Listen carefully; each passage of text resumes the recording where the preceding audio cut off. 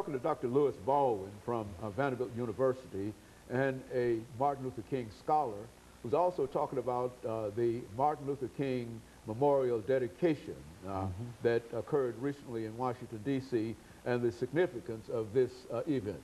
Dr. Baldwin, you were talking about the image of Dr. King prior to our first commercial break. Let's pick up in that area that you'd like to pursue. Yeah, I think it's very important to understand that once the decision was made to pursue the completion of this 30-foot sculpture of Dr. King, a Chinese sculptor by the name of Lei, L-E-I, Yixin, Y-I-X-I-N, was chosen really to produce this design of the monument. He is, in fact, a Chinese sculptor, and I think that speaks to the fact that Dr. King, of the global king, you know, there was a lot of controversy about whether or not someone from a different part of the world should be involved in designing this monument. The civil rights movement. That's right. The feeling was that someone from America should probably be the designer. More specifically, all exactly. I would imagine that that might have been a consideration. Exactly, but in the end, of course, this Chinese sculptor was chosen, and he produced this magnificent 30-foot granite sculpture of Dr. King, and it's a very beautiful sculpture, inscribed with 14 quotations from Dr. King's speeches. And also, it portrays Dr. King as emerging out of a mountain. As you well know, the inspiration for the design of the monument came from a line in Dr. King's I Have a Dream speech, where Dr. King talks about hewing out of the mighty mountain of despair a stone of hope. That was the inspiration for the design of the monument. And the fact that we had a Chinese sculptor, a Chinese artist in charge of producing this monument, I think is very, very important.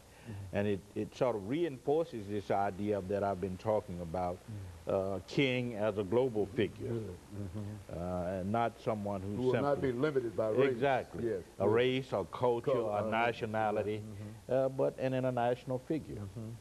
Very good. And of course, now the dedication, how did all of that happen? I mean, the whole process. Yes, well, initially, we need to keep in mind that the effort to produce a King monument started back in 1996 when Congress gave approval to the Alpha Phi Alpha fraternity, King's fraternity, to pursue this project.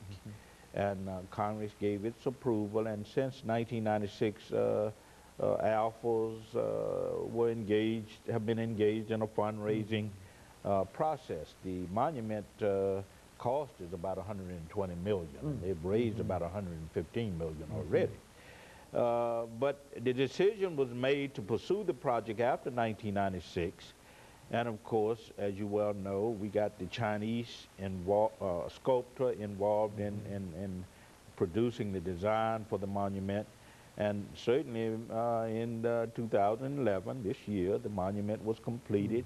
And the initial ceremony for the dedication of the monument was scheduled for August 28th, 2011. Now, why was that date significant? The anniversary of the I Have a Dream speech. Because King gave the I Have a Dream speech on August 28th, 1963.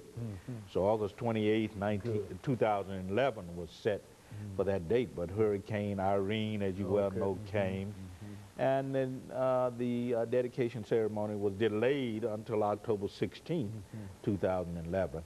And of course, it was held on that day. And there were a number of speakers, not only people like Jesse Jackson and Andrew Young, who worked with Dr. King, but also President Obama, who gave what I consider to be the keynote speaker, the keynote speech rather, at that dedication ceremony. And of course, King's son, Martin III, and Bernice King, his daughter, also made speeches. And interestingly enough, they not only, I like to see it as a looking back and a looking forward. All right. Because if you look at the speeches that were given during the dedication ceremonies, not only by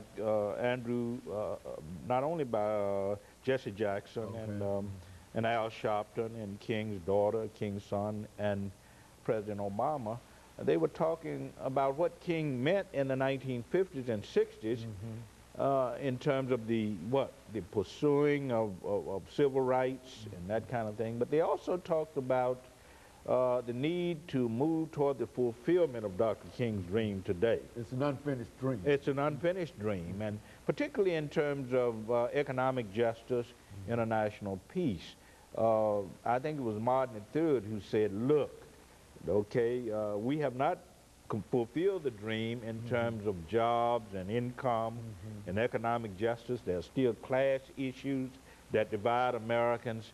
So we have to realize that Dr. King's last crusade before he was assassinated involved fighting for garbage workers, fighting against slum conditions, that he was very much concerned about eliminating the problems of poverty and economic injustice.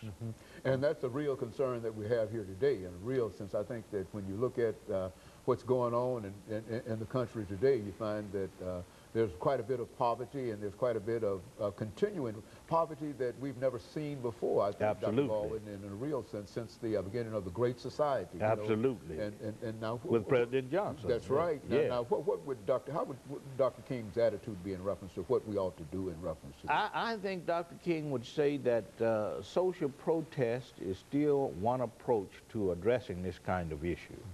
I think we expect the federal government to address economic inequities and economic problems, especially given the fact that we have Barack Obama as president, and that he should be, the idea, of course, is that he should be sensitive to the, more sensitive to these problems.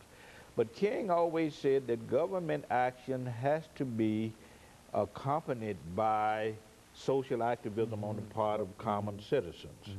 That all of us have a role in making the society more economically equitable, okay, so that people will have jobs, health care, a guaranteed income, and that, I think, is the challenge that the speakers at the King dedication ceremony tried to get across. The challenge is that we need to continue to fight for the fulfillment of this dream, not only in terms of economic justice, but in terms of issues of international peace. Very good. And of course, Dr. Baldwin, let us take this second commercial break, and we'll be back with our audience following this very, very short commercial break.